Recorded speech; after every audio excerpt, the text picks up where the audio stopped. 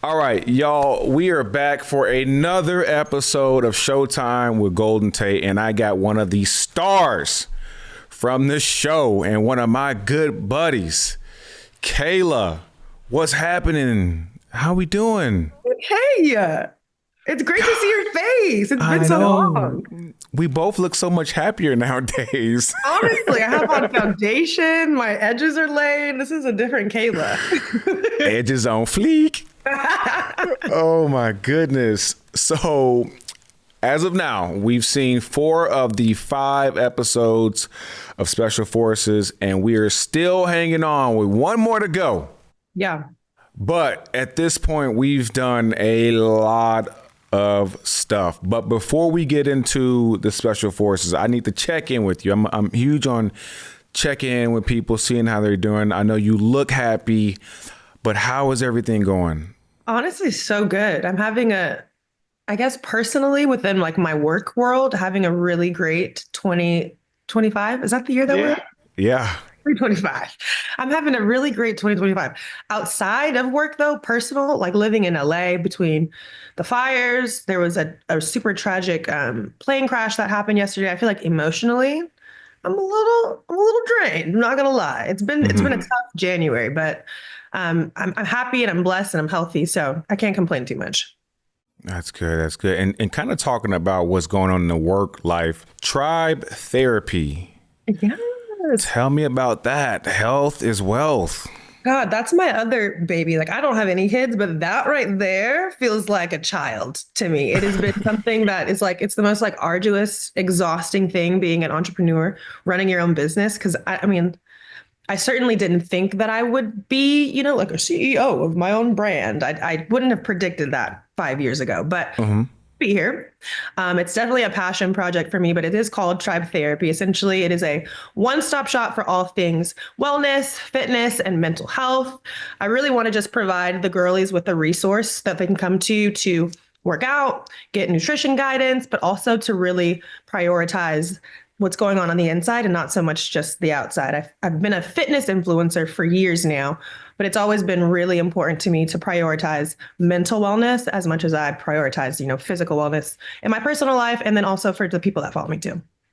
Look at you, just crushing it, affecting the world in positive ways, being a light, exactly what you did in Wales. Gosh, oh my gosh. Yes. And I don't want to get there yet, but so in 5 years, where do you see yourself as far as in the business world? Like what, if you could paint a picture on what life would be like perfectly what does it look like? 5 years. I literally hate this question. I just told a guy that I'm not even being funny with you. I was on a date. I don't know, it was a hangout. But he asked me this. He was like, well, what's your 5-year plan? Like, where do you see yourself in 5 years? And I just flat out told him, I was like, I hate this question. We move on to it. But for you, okay. I will answer. Because after that, I'm like, okay, let me think about this. I guess for me, while I struggled with this question, to me, and this is what I told him, I said, when you make plans, God laughs. Because I have tried in the past to plan out my life and live by this blueprint and think that, okay, if I do this, then I'm going to get this result. And if I go to the right school and I intern at the right places, when I graduate, I'm going to get the dream job. That didn't happen. And then when you think you have it all figured out until you just live a little bit and you realize that it's kind of hard to plan. But with that being said, my dream, like if I could have a dream vision for myself in 5 years, would love to be married, would love to have, I don't know, maybe like one kid by then. Because I'm getting a little wise. Okay. Love for Tribe at this point to have its own app. App development is like really hard. I'm learning. Okay. Expensive, but I would love for Tribe to have an app that will basically be not just like a fitness resource where you can go and you can access different workouts, but also a mental health resource that will connect you with like therapists in your area. It kind of will walk you through like. There's apps that I have now basically that you can log on to and you can get essentially like therapy advice. You kind of like enter in your responses to a couple of questions and we'll kind of like guide you through a little mental health workshop right from the palm of your hand. So I would love that for Tribe. In the hosting space, I would love to have my own show. Like Jennifer Hudson, daytime TV. I would love that. Do you watch her show? I do not, but I have seen it, but I don't watch it regularly. But I think you would be awesome at that. Like the energy, what you talk about, the presence would be sick. So you got my vote. Thanks. I would have you on the show too, Golden. I would. Come on. Come on. Do you see yourself in LA this, forever? No, my family is here, so I'm biased. But because of the fires recently, I have so many friends and family who are strongly considering leaving. I always say, like, if for the right reasons and the right timing, I would leave. Like, I really am kind of not over LA, but like I've been there, I've done that. I've lived here my whole life. I lived in New York for 3 years at one point, really loved that. But I don't know that I would ever go back to New York unless I'm like a lot more wealthy. You know what I mean? Yeah, I hear you. I hear you on that one. It's a little pricey, but I could do like a Texas, maybe a Florida. Tennessee? Actually, I went to Nashville this past summer and I had a ball. Now, is that the lifestyle I would be living when I go and move there? Probably not. Because don't they call it, what do they call it now? Nash Vegas. Nash Vegas. That's the type of time I was having out there. That's right. Yeah, we kick it hard out here. But you also 3.5 hours from Atlanta too. I don't like Atlanta. You like Atlanta? I'm not the hugest Atlanta fan, but okay, me either. But where do you live in? You live in Nashville? Or are you outside of there? Yeah, we're like 30 minutes outside the city. Okay. Which is perfect, and we have a really cool community that's amazing for our kids and playing and all that stuff. And we got some star power out there as well. But I'm a golfer, so it's great. And we got room. We got room for you. I'm just saying. And that's what I like about Nashville too. I feel like it's compared to LA, like you'll get a lot more for your money. You get a lot more land. It's a little more spread out. Mm-hmm. Good culture there. The music is good. The food is good. I'm not opposed to it. Yeah, I think business-wise, you could really come here and hit the ground running and make some noise. Huh. Well, let me add it to the list. Yeah, come on. We here. All right. So let's get into the juiciness of Special Forces, and let's just break down what in the world were we thinking when we decided we were going to go on out the wells and do Special Forces. So you first, when you got the call saying, hey, we want you to be on Special Forces, had you ever heard of the show, seen the show? Were you hesitant? Was it like a straight yes? What was going on? Absolutely not. So my manager calls me and she's like, hey, have you ever heard of Special Forces? We have conversations like this all the time. It's a reality show and they really want you on and the producers are really interested in you. And immediately, reality show for me is red flag. Like, I don't need to be doing anything unscripted with cameras following me for too long. It makes me nervous. I'm a little bit too much of an open book. Like, it'll get me in trouble. So I'm like, immediately like, Steph, no. Like, I don't even know what you're talking about. She's like, please just go watch an episode. Call me back and let me know what you think. I happened to be home with my sisters at the time. I turned on the episode and I was like, oh, wow. Like I remembered seeing, I believe it was a season with like Black China. Mm-hmm. Des. Yeah. So like I remember seeing maybe like clips on the internet and I was like, oh, this is interesting. Like this is some sort of like, physical activity challenge situation, but I'm still a little apprehensive because it's reality TV. Right. She calls me back again and she's like, so what do we think? And I'm like, this is insane. And I don't really understand why you think that I would do this. Goodbye. Very nice try. This is cute. We'll talk to you next week. She tells me, they're willing to pay well. And I'm like, okay, now we're talking. I'm listening. This changes it. She's like, so do me a favor, just watch a full season and then let me know what you think. So I ended up watching the whole season and the competitor in me was kind of like, I was intrigued. And I really felt like this is a once in a lifetime opportunity. Like there's not going to be another chance for you to really jump out of a helicopter in an open body of water. You're not going to be able to be jumping from bridges, on a Tuesday, just living here in LA. So I was really intrigued. I slept on it for a few days, thought about it some more and was like, okay, if I'm going to do this, and I told my manager this too, I said, if I'm going to do this, I'm not going home. Like, there's just no way that you're going to put me on national television and I'm going to embarrass myself. Like, I got to go and I got to complete this. And that's that. So if you think that I'm capable of doing that, tell them I'm okay. Let's do it. There you go. Yeah. I think they do a good job of making it seem a lot easier than it really is on TV. Oh my gosh, yeah. Because when I watched it, I was like, oh yeah, I could do this. Like I went into it like thinking, all right, my goal is to get like 100% and pass everything. And I got there, I'm like, man, I'm just trying to pass half these jokers. Literally humbled instantly. And they kind of set us up too, because you passed the first challenge, right? The helicopter jump. Yeah, So I thought like, oh, we're chilling. this might be a little cakewalk for me. Like that was exciting. Didn't freak me out too much. I passed. And then I think it was just downhill from there. My friend called me the other day. She was like, hey, so you made it to the end of this because you're doing terrible. Like you every task. And I'm like, you're missing the point. Gotta love friends. Right. Brutally honest. Humbles you very quickly. Golly. So I felt like physically, from what I could see, like you were always fine physically. And I thought emotionally you were able to be as good as you possibly could, despite the outcome of the mission, pass or fail, which I was really impressed, and kind of makes sense knowing what you're doing as an entrepreneur.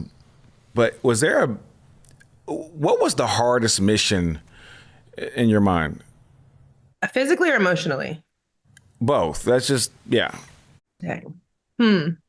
Okay, emotionally, without a doubt, when we were punished, or actually we weren't punished, um, everyone else was punished. You were actually one of the people that were punished, right? Yeah, because we buried you alive. That was emotionally devastating for me. I even found myself, it was like layers to it, because obviously like it's happening in real time and in front of me. I can hear Christy literally crying as we're burying her. You could see that I was crying in the episode, but that broke me like no other. Then when we're standing there and then they're talking you through this, they're like, this is what happens in war all the time. When people cut corners, when people try to, do a shortcut here and there, there is a chance that we will literally lose lives. So then I'm processing that, and I'm thinking about, the real life consequences of people's actions.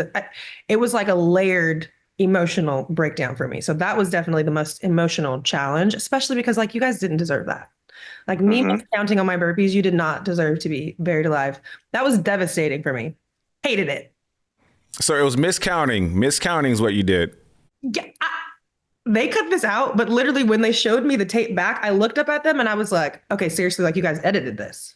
Like this is an edited down version of me doing, because if anything, I think I was maybe like a 1 or 2. I had 15 burpees on there.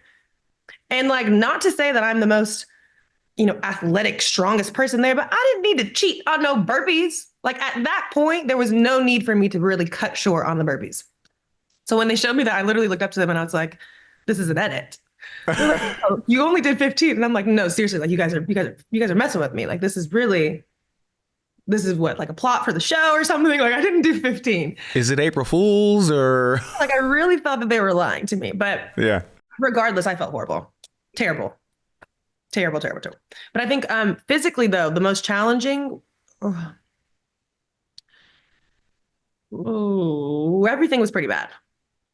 Everything was pretty bad. I think yesterday's episode was like, I almost went home. Like I was like this close to not making it after that task. After the seal walk or run?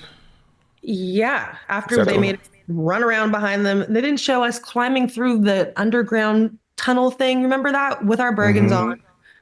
They didn't show us swimming across that freezing cold water. And then not just swimming across, getting out and then running like half a mile back.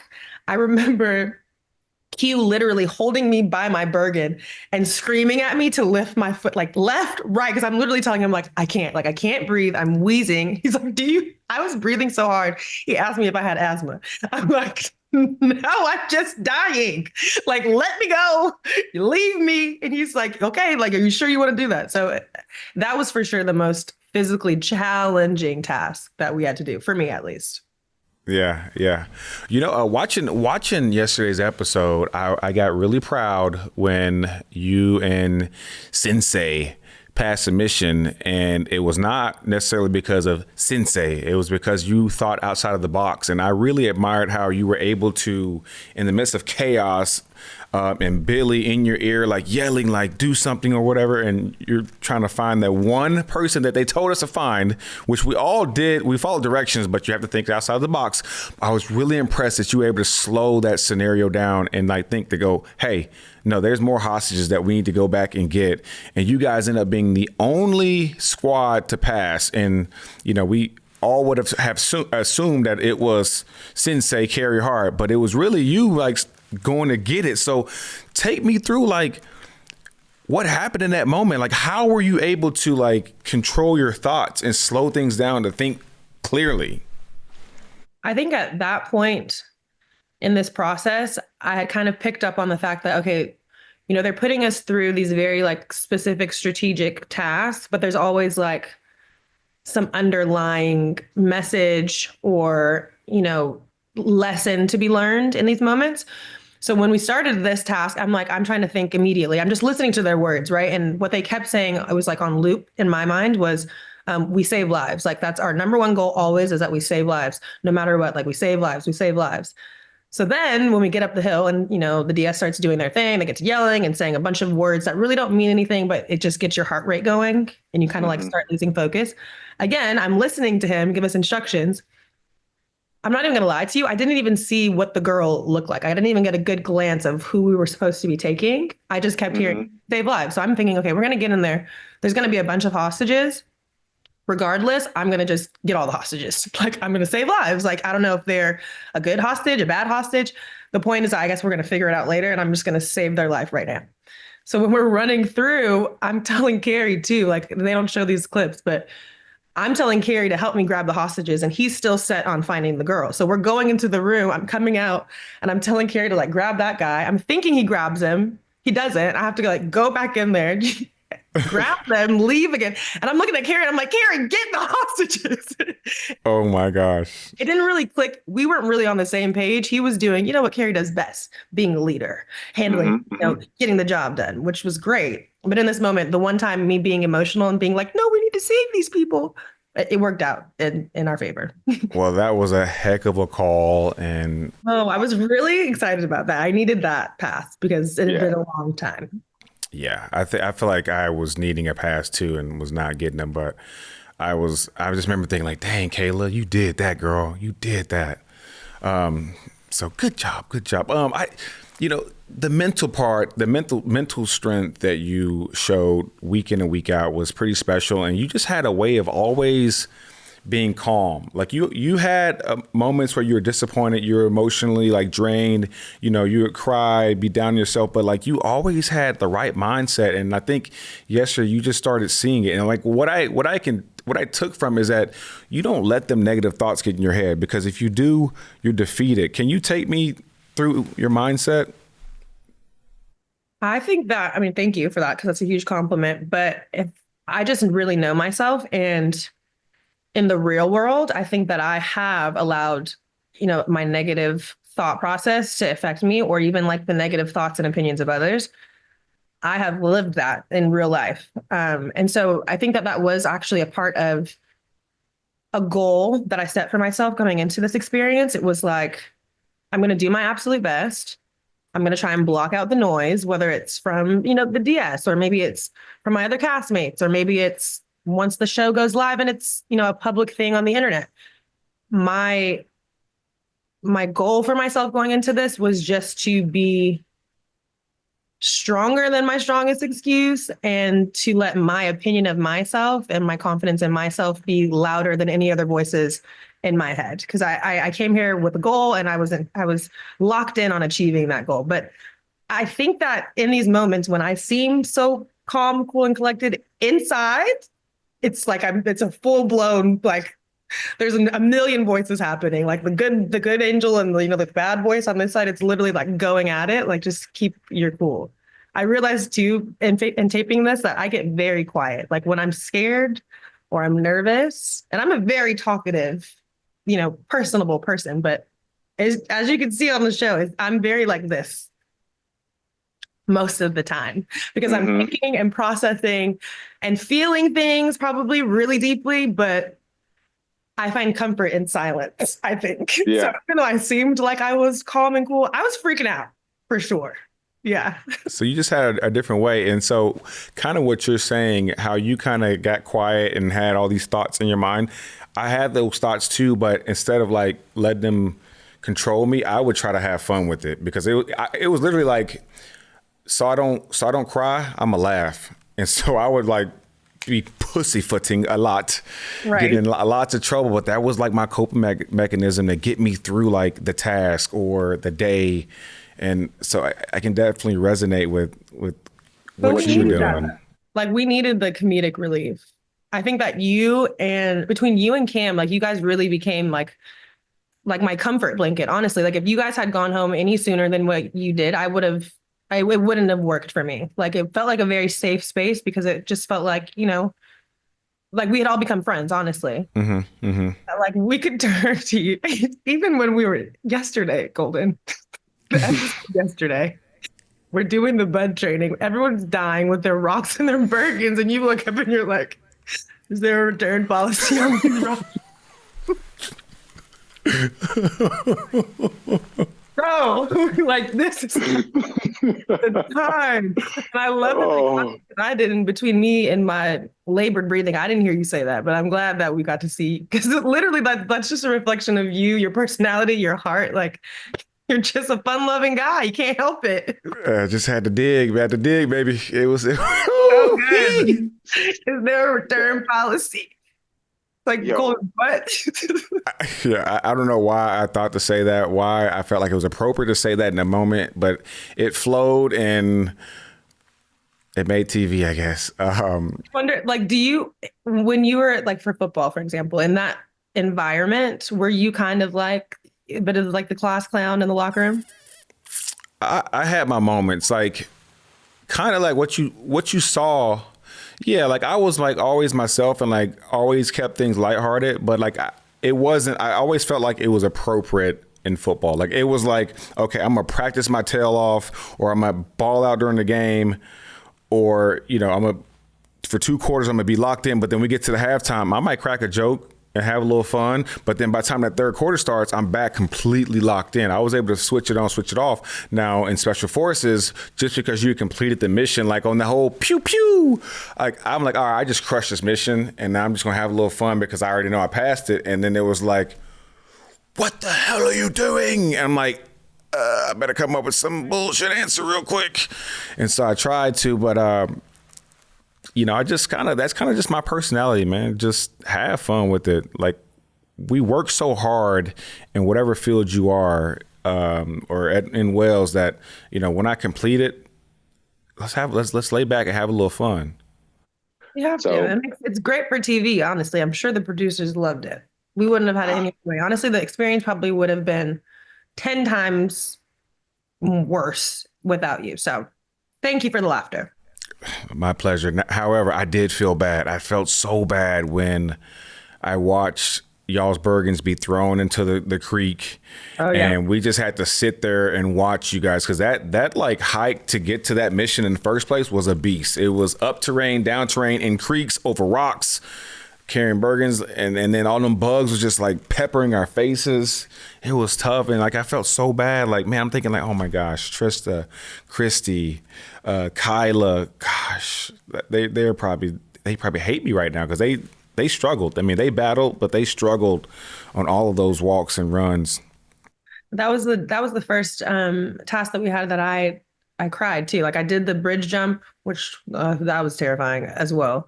But I did the bridge jump, and then I come down and I start crying, and then we had to get in the water for another 2 miles. But it's okay. I know. I dared you last, You were good at like, hey, I'm not mad at you, but don't do that shit again.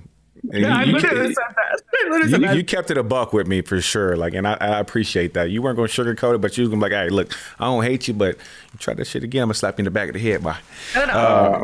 So you went into, I think I remember you going into it, and you were not the biggest fan of heights, right? Like that was one of your biggest fears. No, when we did our interviews prior, I said that like the one thing that was making me most nervous was the water submersion, like the idea of being locked in something underwater. Mm-hmm. I didn't think that I had a fear of heights. I'm someone who's a bit of a daredevil. I love roller coasters and, I get on the ones where they take you all the way up and they drop you straight down. Like, I'm cool with that. I would go skydiving, honestly.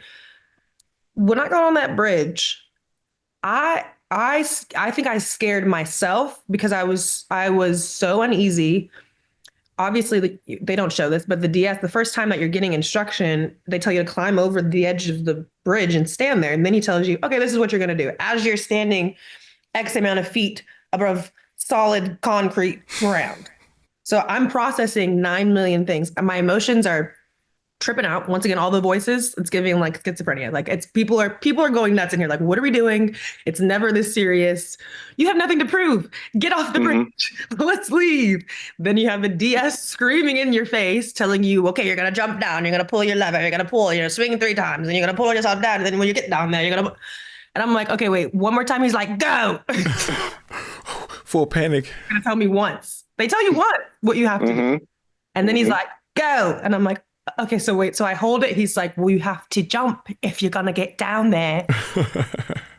And I just remember thinking, like, this is literally what I kept telling myself. Fox is not gonna let me die on national television. Just do it. Like, this is scary. You're never gonna ever have to do this again. Just do it one time and give it your best shot. I did it and I landed and I was like, oh my gosh, it's a pass. And then all of those emotions just came out of me because it was like, I actually was scared for my life. I'm not kidding. Like, I really thought, if I do this wrong, I don't know. Like, maybe Fox will let me die on TV. I don't know. Hey, it's all right. You would have owned Fox too. Oh my gosh. I was really, really scared though. That was probably one of like the most like emotionally and physically like that combo 1-2 punch of just being like, I'm a little scared for my life. Mm-hmm. Yeah. Yeah. Jeez. On top of them bugs peppering our face. Oh, I remember that too. I think on my lashes. It was disgusting. Gosh, it was tough. The beasting at the base combined with the SEAL run is what did it to me physically. That beasting at the base, I don't know if it was deserving for one. Back? Yeah, it was. There? It was beasting at the base at the middle of the night where we did that, what we saw last night. And then like, I don't know, 12 hours later, we were going to do that hike, which just absolutely tore me up. That was the first day my legs were like, oh, they don't have it. Like I was walking like a duck. I know. That's what makes me wish that they would have shown. I mean, I know we only have so much time, but it's like, even if they were to put the extra hours that we actually spent online or somewhere so people could really see the extent physicality that's required to get through this. Because you guys, I mean, former football players, you guys are still in really good shape and you guys were winded. So how in the hell did you think that little old me or Kyla or Christy, like how were we supposed to get through this? I was shocked. I was shocked. I think they were trying to send them home, Christy and Kyla home then, is what it felt like. Because they were the only two that I felt like might have like not made it or tapped out. And you could see it in their faces, like they were ready to like, this ain't for me. We talked about it in the cars before. Like we literally all had an agreement, like, okay, if they do too much, we've done our best. We've tried our best. But at some point you have to be like, okay, I'm not going to die on this hill for Fox. Like, I did what I came to do, but I was close. I was close to getting cut. That was, that was like real life bud training. Without a doubt. So the beasting at the base we started that thing at probably at 9:00 at night. What was the hardest exercise, if you will, that we did that you were like, golly, why am I doing this? Honestly, I didn't really, also a little crazy. I liked the beasting. I just felt like it was in my wheelhouse. You know what I mean? Like I'm a former gymnast. I did gymnastics for like the majority of my childhood. So I'm very used to, physical activity, but I'm also like really used to people screaming at you while you do it. My coach was a lot similar to the DS actually. So I was like, it felt like, this is something that I've done before, aside from like the rolling around in the mud, but like conditioning is something that I have grown up doing. So it really wasn't that challenging for me, I feel like. I don't Really? Yeah, but the mud part, that's the kind of part that it was like, okay, you have mud in your eyes and in your mouth and in your hair. The hygiene of it all kind of grossed me out a bit. And running through the trough that we had been bathing in, Cam was cleaning his ass in that water. So that grossed me out. And they was like fully submerged in that thing. I was cleaning my pants in it at one point. Our undergarment, like, so that grossed me out. Yeah. Burpees and the frog runs and the crawl over the thing. And I kind of started telling myself, like, this is an obstacle course. Like, this is fun. Mm-hmm. About, I think. Mm-hmm. You was up at the top. Like, you was like top 1, 2, 3 for a lot of it I saw, or when I would ever look around. Doing them up downs once we got back from the exercises was like, geez, what are we doing here? But I tell you what, I felt so bad when they was like, hey, get your face and your hair in the mud, get in that mud, is what Q would say. I was like, oh no, that ain't gonna be good for the shower afterwards. Try to get the mud out of. Also, why did I have all those braids? Like, I don't know where I thought I was going. Vacay? I should have had some like straight back penitentiary style jail braids. Hey, I had 500 braids on my head. And try cleaning out the mud. Try cleaning out the mud out of 500 braids. Stupid. Yeah, that was tough. I'm not gonna cap, and I felt so bad for you and Cam, because I was like, that's gonna take a long time. And I think we went to bed, and I think y'all stayed up another like 3 hours trying to get it out of your hair, because you can't leave that in your hair. No. You can't.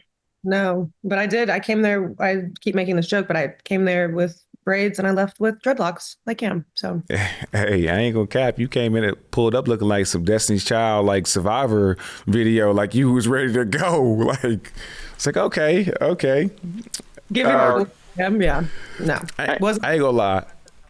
I remember so they didn't let us know who was on the show, but we ended up getting to Whale, or close enough to Whales, where we're standing at this hotel, which has like this surf thing or whatever, this body of water that I assume they would surf on. And you're like the only person that I saw. But when I looked out my window, because you were like walking in the circle, and so, but when I looked out my window, I saw the back of your head and the braids, and I was like, oh snap, is Serena Williams gonna be on this show or something? Because that's all I saw at the back of your head. I was like, oh man. But I, went back to sleep and got me some fish and chips. But I remember that was my first thought. I've never got that I look like Serena, but I will take it. That's a legend. That's a GOAT. Hey, goated. I was out there on the track trying to like get in my, I don't know, a mile a day, because did you prepare for the show? Like, did you do any sort of special training to physically get yourself ready? I found out like 2 weeks before we were going that I was going. And so I started to like trying to work out in boots, and I tried to start doing a little something. But shit, I've been retired for like, at this point, 2 years, 2.5 years. I'm on this golf routine and this pickleball routine. And now you tell me I got to go be a G.I. Joe. I was like, nah, I don't know. So I tried to start doing a little something. And thankfully, I just have an athletic background. And so like, no matter if I do nothing, I still am going to have an advantage over, some of the others who just don't have an athletic background, period. So I was okay, but man, I struggled for a lot of that stuff. I know, me too. I felt bad. Who was it? I can't remember who it was, but someone in their interview was basically saying that they had been training for, months on end, and Allie had been running X amount of miles. I'm like, wow, that's impressive, because I didn't do any of that, and I probably should. Maybe it would have helped a little bit. Like at most, I'm doing a mile a day max. Right. Hardly can do that. I knew this kind of, but it reassured me that our mind is so powerful. It's mind over body. Absolutely. When we think our bodies don't have much more, we probably got 10 to 15% more. I agree. It's incredible. And I think what's so interesting too, I had to Google this because I said it in my interview, that your mind will take you further than your body will every single time. But I think the quote is like, your body will quit. I don't know, maybe it's the opposite, but I completely agree. Like, there was moments throughout this experience where I was like, there's absolutely no way that I can even run anymore. I think probably the finale episode we'll see. When I tell you I'm not a cardio girl, like I don't do cardio. And if I do cardio is because I am trying to get abs by summer. Like there's a goal. I can do a mile. And even then I need a little pause at the 3 minute mark, the 5 minute mark, the 7 minute mark. I'm doing 10 minute miles here. Really, I'm jogging. Okay. Mm-hmm. So many times throughout this experience, I looked up, I think I asked Brody, I said, Brody, how many miles do you think that we're at right now? Because I wanted to quit at 1. I think we're at 4 now, Brody. Okay, I think that we're at 5. Okay, this feels like, I mean, is this 8? I think we end up asking them too, like, how many miles did we end up running during this finale task? They're like, yeah, about 8 or 9 miles. 8 or 9 miles. Like if you told me to bet if I was able to run 8 miles, I would look you dead in your face and tell you absolutely not. Like there's just No shot. no. But like you said, you really are capable of doing so much more than you physically think that you can. If you just put your mind to it. It sounds so simple and so like, I don't know, just like cheeky and like, oh, you can do anything you set your mind to. But actually, the proof's in the pudding. You can. I can run 8 miles. I just don't want to. Yeah. Yeah. I mean, maybe not walk on water or jump off a bridge, but like running 8 miles, probably very doable, I would say. I feel like I left this experience thinking like nobody better fuck with me. Okay. Like I could kill somebody with my bare hands, which is a very scary feeling to experience, by the way. But I wholeheartedly believe that now. Like, do not mess with me. I mean, I agree. I saw you in the mill. I saw you milling out there. You was bop, bop, bop, bop, bop. It's like there's a crazy person in there. And it's like we don't ever need to activate her. Just keep her down, filed in the back. We all got a little crazy in us. Kind of going to the milling thing. How are you able to like turn it on? Like they made us like turn on this elite aggression, but then just as quickly like turn it off. And I really had a problem with that, but I knew how to do it because like being an athlete and playing football, you have to go dark at some points and you also got to turn it off. But how did you do that? I think that I struggled with that. You know, that's something else that they don't show, but in the moment, I think that I am very much a like fight or flight. If it's you or me, it's going to be me, like type of person. That's in my nature. Mm-hmm. Also very much the type of person who will like in the past, I don't fight anymore because I'm grown. But in the past, when I have gotten into fights, I'm very much the girl that like someone starts a fight with me. We're now fighting. I finish the fight. And now I'm like, are you okay? Oh. You're bleeding. Like, can we help her? Get some, you know, like that is in my nature. So in these instances, especially when we did the milling on the hill and I hit Marion in her ribs, which was devastating for me. I didn't even want to fight her to begin with. Like, I felt like that was so unfair.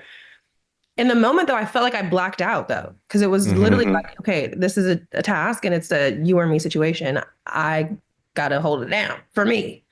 And then I hit her in the ribs thinking that a body shot was going to be safer than me, like punching her dead in her face. I don't know. I just couldn't physically do that. I couldn't see myself swinging and hitting her in the head, in the face. So I'm doing body shots thinking like, okay, this is like the safe bet here, right? Like, boop, boop, boop, you know, keep her off of me. Mm-hmm. She goes down and she breaks her ribs. And I'm like, I cried. I actually cried, which I'm glad they stopped showing me crying because it's enough is enough, but I cried. So I didn't do well with those tasks. I think that they're going to show next week too, when we, you know, fight the guy in the red. I hated how they were like, I want you to pretty much like imagine your darkest moment where you felt the most unsafe and imagine that this is the person that's attacking you. Hated that. I think I threw up after this, actually. Like I'm pretty positive. I don't know if they're going to show it or not. But like that's how just emotionally draining this was. And having to like tap into that side of yourself is exhausting. I have so much respect for people that do this in real life, like who have to turn on that side of them to protect and to serve, because I could never. My hat's off to them. So much respect for them because it's a lot. Yeah. But you know what? If I'm looking deeper into it, I think it's necessary that we all understand that side of us, because I've heard so many times of people like getting into fights and they literally beat someone to death because they black out and they just don't stop. And then after they're done, they're like, oh my gosh, what did I just do? And so like being able to like acknowledge that I can flip it on, but I need to also be able to flip it off. I think that's a very valuable tool just to have in life, especially in like the different relationships that I have. Because I know when my heart rate gets up, I start talking fast, thinking fast, Mm-hmm. acting fast, Quick decisions. Yep. Yeah, I agree and too. I get in trouble. So I mean, it's some value to that. To your point, like I left the experience feeling like a much more confident version of myself. Yeah, I've always been confident, but it was like this really gave me like a little street cred or something. You know what I mean? Like, okay, I cry a lot, but I am tough as shit. Like I'm really tough, for real. And people need to stop playing with me. Put some respect on my name, okay? Hey, for real, respect. Is there anything else that you learned about yourself? Like once you, I mean, obviously we know that you make it to the last day, which is it's a beast. We don't know what happens. Well, I know what happens, but they don't know what happens. Is there? I mean, what did you learn about yourself? Just my mental fortitude is just it's next level. You know, I've lived a very blessed and fortunate life. I don't feel like I've been through anything, you know, in the real world that compares to the experiences and the simulations that they put us through. But I think that there have been times in my life where I felt just like a shell of myself, so broken and so, you know, just caught up in life, right? Like feeling like, oh, I'm not going to make it through this. Like this is going to be the thing that breaks me. Mm-hmm. And it technically never has, right? Like I live to see another day. I make it through that chapter of my life. But I think that within those moments, you lose sight of just how strong you really are. And I'm really thankful for this experience because it's a very short amount of time, a lot of back-to-back experiences, right? But I really left feeling like, okay, Kayla, like we are emotional. We are, you know, deep down, I'm an empath. I'm a softie. I'm a girl's girl. I feel things so deeply, but also there's another side of myself that I really had never seen before. I've really never connected with before. And it was almost like it put up this mirror. I was face to face with just this like badass, tough as nails version of me. And I was like Mm-hmm. very, very excited and happy to meet her. Like, wow, welcome to the party. Now I get to go back into the real world with this girl on my shoulder now. Because now it's just not like the psycho emotional girls over here. It's like also we have this bitch over here and she is Mm. like her. I like her a Let's lot. go. Yeah, Mm-hmm. it's another tool to add to my toolbox, pretty much. And I'm Hey, thankful for that. there you go. That's a good explanation too. Um, Hopefully, I don't know. Am I not supposed to cuss on this? You probably should have told me that from the beginning. we'll figure it out. It's only problem is there are no problems. Just take it that way. Well, I don't want to keep you for too much longer, but I feel like I could talk to you for like 2 hours because we got a lot of stuff that we can unbunk. But I want to respect your time, so I'm gonna wrap it up with a few more questions, and we're gonna take it here first. All right, so I'm scared. give me 3 celebrities that you would vote to go on to Special Forces Royal Self-Assess, and give me the reasons why. Ooh, okay. Ooh, Ooh, this is good. Oh, do I need to know them Mm. personally, or does No, not necessarily. okay? Okay, LeBron James. First of all, LeBron James, uh, because I think that what this experience does is humble people. Like he is the ultimate athlete, and in this environment, none of that even matters. Hmm. Love to see how mentally he would handle this type of situation. LeBron James. Second, oh, who else would I like? Let's see a woman in there. Oh, maybe a woman that I know too. What would be a good one? It's hard to pick this because I'm trying to think of like people in my own life, and literally every person that's watched the show and hit me up, they're like, why would you do this? I could never. You're literally insane. Same. Another good one. No, I don't know any women that wanted to do it after they saw me do it. Maybe Taylor Rooks. That's my homegirl. I think she'd be good. I She's like active. You know, she's a Pilates girly. I think that what she would be really good with is like the camaraderie aspect of it. Like she would be a great team player. Hmm. Why she would be really good. Hmm. I just wondered how she would handle the scarier tasks of like, you know, like jumping from the bridge or being submerged underwater. That might be a little. Yeah. Those are my two.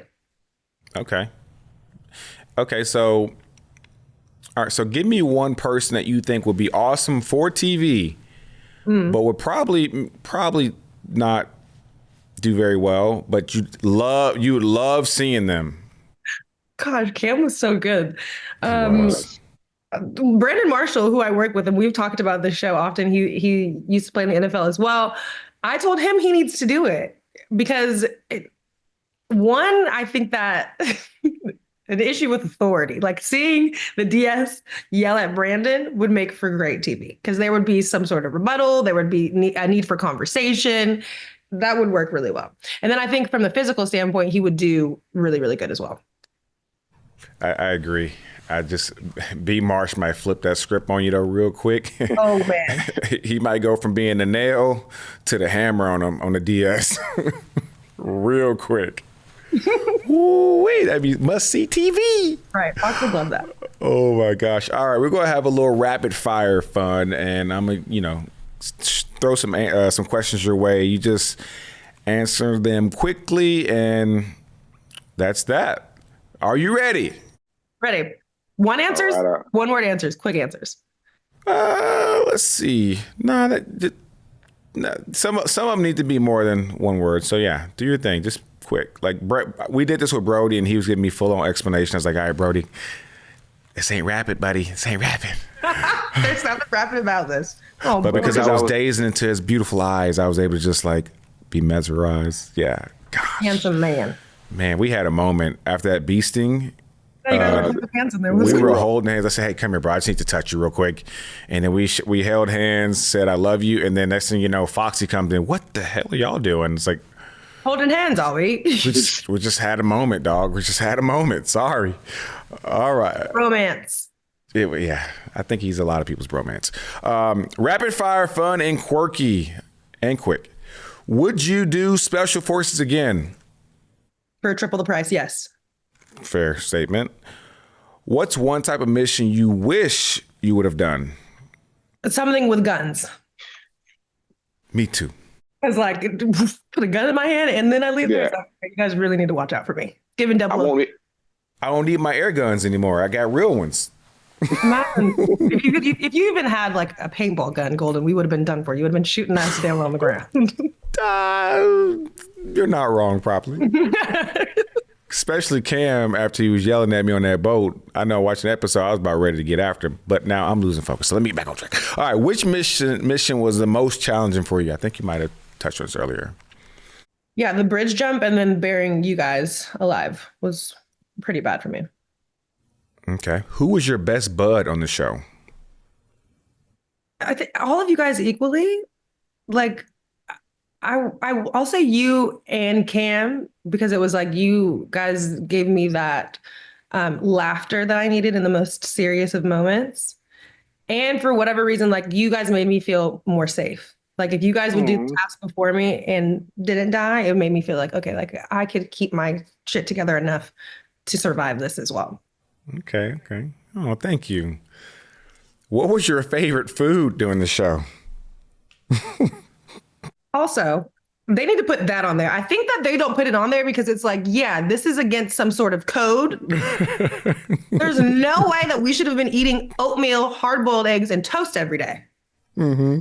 It was like, oh, and for your lunch, here's a piece of chicken and rice, Yeah. 4 pieces of broccoli.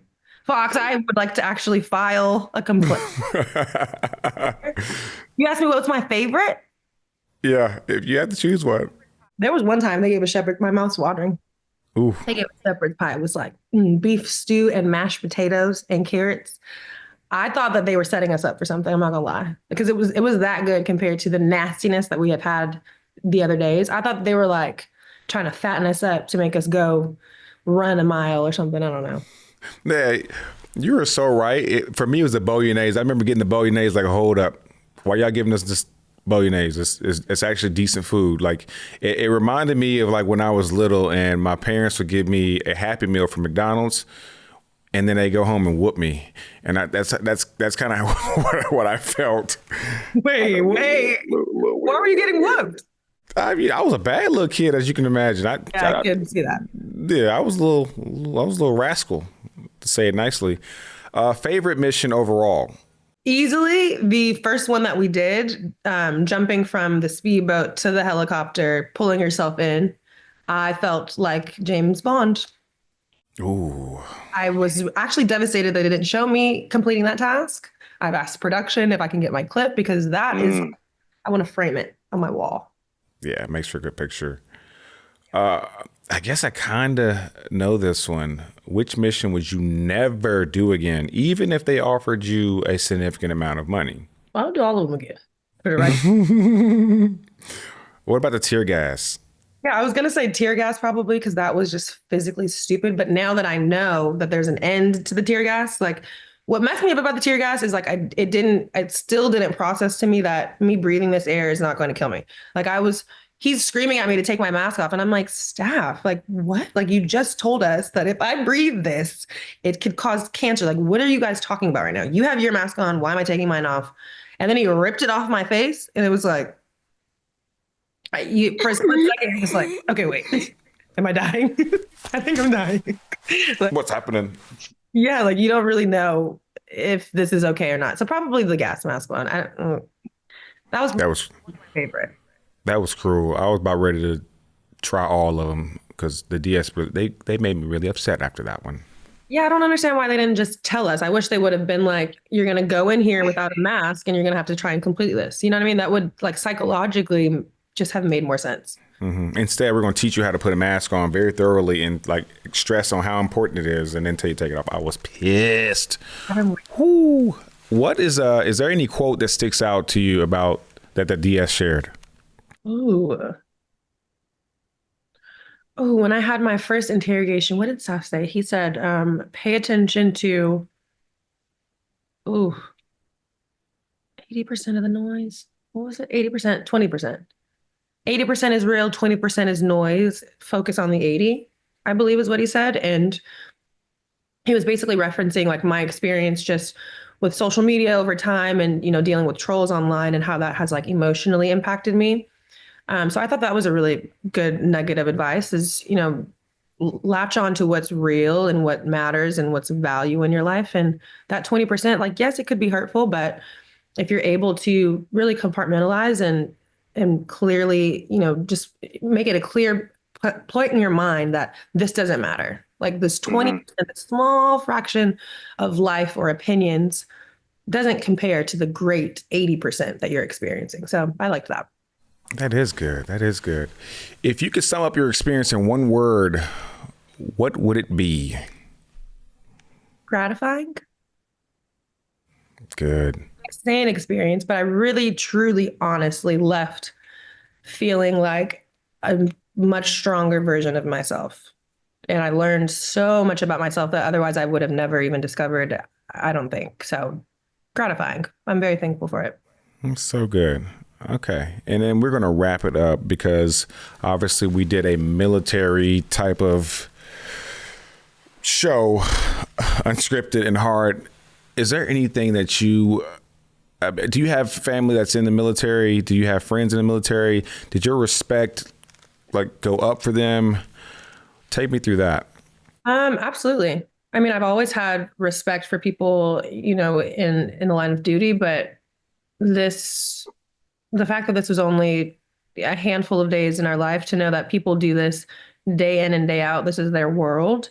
And on top of that, they are literally putting their lives on their lives on the line to protect us, to serve us. I could never do it.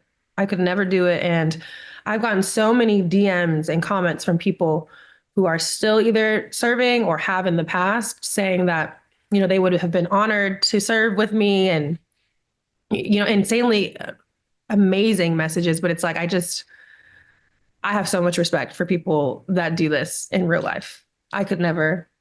And I send them all of my love and all of my respect because wow. And even the DS that we got to experience briefly, like my family was asking me like, are they really nice people? Because there's moments in the show where you can see like their humanity peeking through, where they're trying to check on us, where they're trying to motivate us. But yeah, to answer a lot of people's questions, they are really nice guys, which we've learned, since the show. They love a good beer and a good cocktail and a good chat and Celine Dion, and like they're very much humans, just like the rest of us, which makes it even more admirable to see, just what they do for work. You know what I mean? Like that's their job to protect For so long too. to protect and serve. Like that's your job. I'm an on-camera host. How are you? Right. Protecting and serving? What? It's a whole new level. Hats off to them. Yeah. So much respect. So much respect. Words could never even embody the amount of respect that I have for them. Yeah. I mean, real life superheroes is how I can best describe it. And I feel like I'm still selling them a little short. Yeah. Agreed. Angels on earth, maybe. Yeah. All right, y'all. We just completed another episode of Showtime with Golden Tate. I had my homie Kayla pull up in her busy day and made time for the podcast. And as y'all can see, she's the most down-to-earth, beautiful, intelligent, driven, badass. She could be in the military. We've just found out. Persistent. I mean, she's got the whole package. And so if you ever get your chance and you mess this up, you're going to have to deal with me, all right? And I got guns and shit. Exactly. But anyway, thank you so much. I hope to see you soon. And my prayers are out for you, your family, and everyone who's affected by the fires. Thank you. We have to have a reunion soon. We need to do it again. I would like that. Just not in Wales, in the water. Let's sit on I like that. You remember that parody that parody show that we talked about where we all were the DS and we went to Cabo and had them all be on like, yeah. Recruit number 6, shotgun 2 beers right now. That's yeah, they do. just a box. Honestly, I'm not mad. There could be something. There could be something there. So good. Oh my gosh. All right. Well, you have a great weekend, and the last one's coming up. Woo. All right. Thank you.